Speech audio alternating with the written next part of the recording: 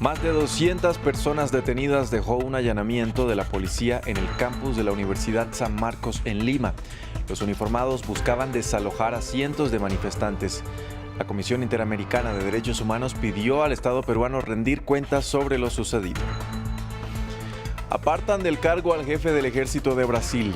El presidente Luis Ignacio Lula da Silva tomó la decisión en el marco de las tensiones generadas tras la toma de edificios de los poderes públicos por parte de manifestantes bolsonaristas. El gobierno colombiano y la guerrilla del ELN retomarán el diálogo el próximo 13 de febrero. Ambas partes se reunieron este sábado en Caracas para superar la crisis generada tras la declaración unilateral de un cese el fuego declarado por el gobierno de Gustavo Petro. Hola, bienvenidos a las noticias del continente americano. En France 24 los saluda Andrés Mesa Muñoz. Empezamos en Perú. La policía protagonizó impactantes imágenes después de entrar en la Universidad Nacional Mayor de San Marcos, derribando el portón principal. Un operativo que dejó más de 200 detenidos, algunos con cargos de terrorismo. La universidad estaba siendo usada como bastión de las protestas estudiantiles y como un albergue para los manifestantes que llegaron del resto del país para protestar contra el gobierno de Dina Boluarte. Luis Muñoz tiene más detalles. Es la universidad más antigua de América, con cerca de 500 años de historia. La policía peruana derribó con una tanqueta la puerta de la Universidad Nacional Mayor de San Marcos de Lima. Después, detuvo a más de 200 personas, algunas acusadas de cargos de terrorismo. Estamos indignados que lo que estamos viviendo es urgencia, lo que la señora Dina Boluarte nos está haciendo, porque somos sus hermanos, somos de la misma sangre. ¿Por qué no tiene esta trampa? ¿Por qué nos están matando? La Convención Americana sobre Derechos Humanos, en su principio sexto, habla de inviolabilidad del espacio académico. La Comisión Interamericana de Derechos Humanos pidió al Estado peruano rendir cuentas y criticó la detención masiva de personas. CDH expresa su preocupación por la incursión policial, desalojo y detenciones masivas en la Universidad de San Marcos. Exhorta con urgencia al Estado a rendir cuentas sobre los hechos y garantizar la integridad y debido proceso de todas las personas. La Universidad de San Marcos fue utilizada por los estudiantes como albergue para peruanos llegados desde todo el país para protestar contra el gobierno de Dina Boluarte. La rectoría había denunciado el viernes la expulsión del personal de seguridad y el robo de sus elementos por parte de manifestantes. El Ministerio Público señaló que fue la universidad quien solicitó la intervención. La Universidad Nacional Mayor de San Marcos fue fundada el 12 de mayo de 1551. Es un centro público conocido por ser un bastión histórico para la izquierda y un epicentro de protesta y reivindicación. En Brasil, el presidente Luis Ignacio Lula da Silva despidió al jefe del ejército, el general Julio César Arruda, quien había asumido el cargo el pasado 28 de diciembre.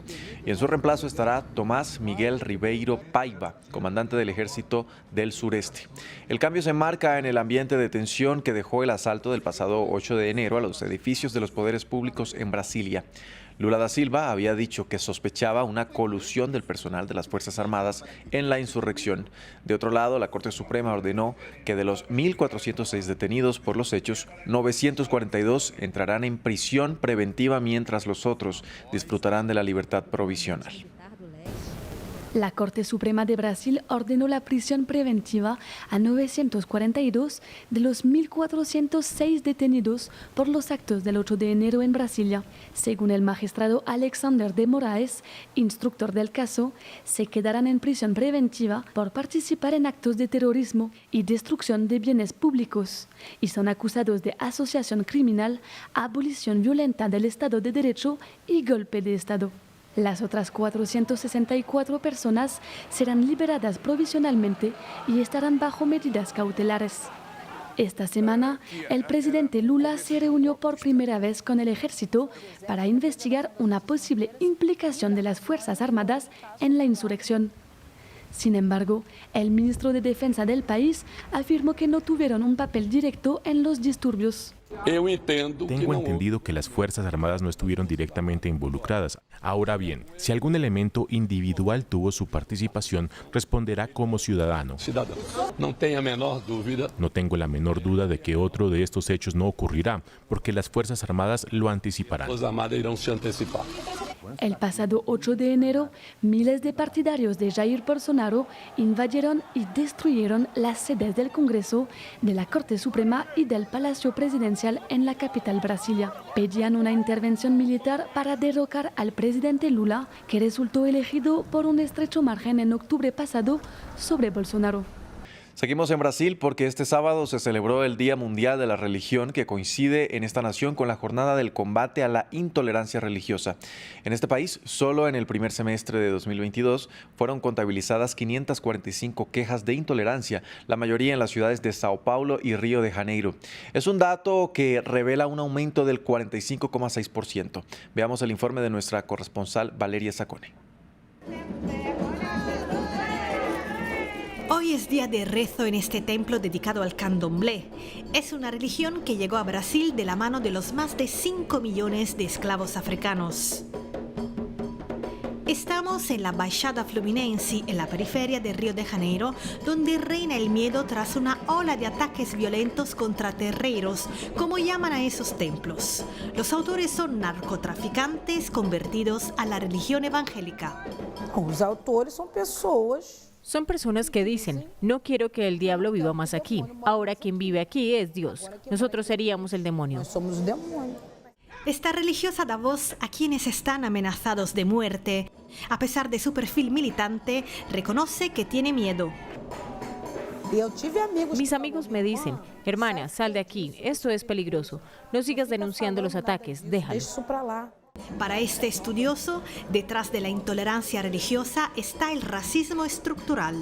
Isso é projeto de Estado, projeto político, hegemónico. Este es un proyecto de Estado, es un proyecto político hegemónico que quiere que los cristianos sean hegemónicos, que sean la comunidad que pueda gozar de todos sus derechos, mientras que las otras religiones como el espiritismo, la umbanda y el candomblé están fuera de ese proyecto. Umbanda, o candomblé, esses aí estão fora do projeto. Pero un sector de los evangélicos se opone a tanta violencia. Kleber es una estrella de la música gospel. Cantó en la investidura del presidente Lula. Su apoyo explícito a las religiones de matriz africana le ha costado varios ataques por parte de sus fans. Antes de ser cristiano soy un hombre negro que creció en una favela. Yo fui criado en un ambiente muy plural. Desde el momento en que veo en la sociedad, siendo una figura pública, templos atacados, víctimas de la intolerancia religiosa, no puedo quedarme callado. Es el ejemplo vivo de que no todos los evangélicos son intolerantes ni se identifican con el fundamentalismo religioso. En Venezuela fue excarcelado el exministro de Interior y Justicia Miguel Rodríguez Torres, quien había permanecido 5 años en prisión acusado de instigar a la rebelión después de distanciarse del chavismo. En 2014, el exministro dirigió la respuesta policial del gobierno a la oleada de protestas gubernamentales que se saldó con 43 personas muertas y cientos de heridos.